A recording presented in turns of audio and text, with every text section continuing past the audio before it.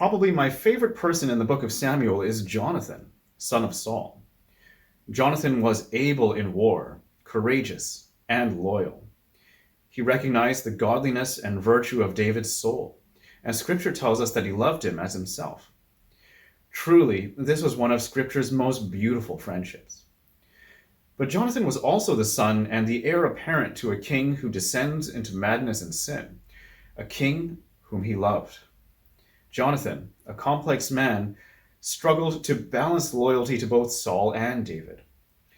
He saved David's life, but eventually died himself in battle alongside his father. With all this in mind, it's very fitting that David sought to honor Jonathan's family once he became king of Israel.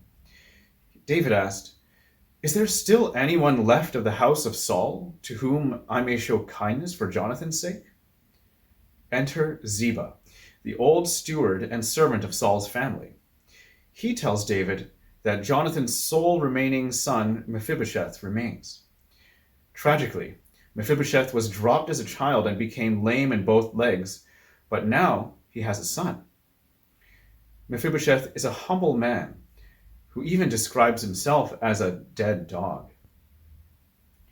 Beautifully, King David restores all of the land that belonged to Saul and his family now to Mephibosheth in honor of Jonathan.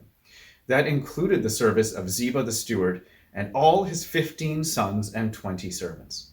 And further to that, David promised that Mephibosheth would always eat at the king's table in Jerusalem.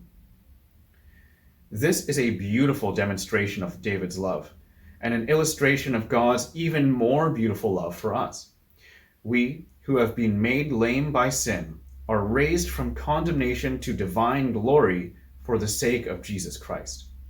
He qualifies us to feast for all eternity at the table of the Lord.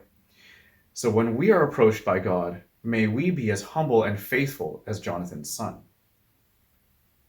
However, it won't just be smooth sailing for Mephibosheth.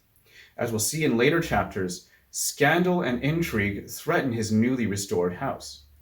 He doesn't come out unscathed, but he does receive a great treasure, which is a noble accounting of his words and character in Scripture.